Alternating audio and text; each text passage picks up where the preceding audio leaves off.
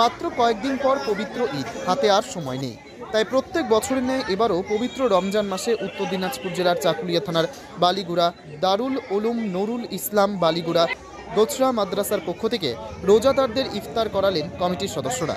এদিন কয়েকটি গ্রামের কয়েক হাজার মানুষ একত্রিত হয়ে মাদ্রাসার প্রাঙ্গণে ইফতার পার্টি করেন। উপস্থিত ছিলেন ইফতার পার্টিতে বিশিষ্ট ব্যক্তিগণ।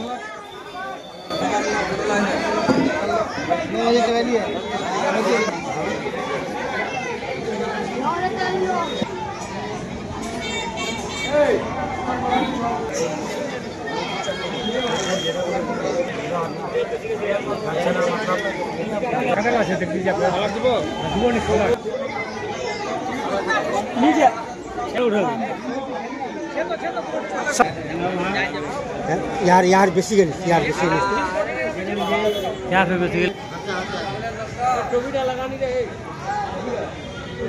हमने खाली अपना हाथ लगा दिया अरे नो छाला उसे एमन बार ओइडा लेने जा ओइडा